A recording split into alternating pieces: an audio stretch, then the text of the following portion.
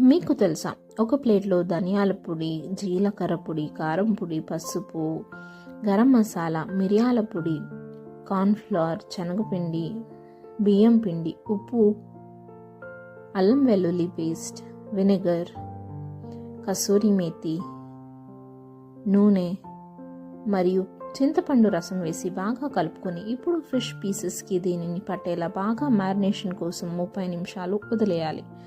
ఇప్పుడు deep fry కోసం నూనెను వేడి చేసి నూనె వేడైన తర్వాత ఫిష్ని వేసి బాగా 2 వైపులు ఫ్రై చేసి తీసుకుంటే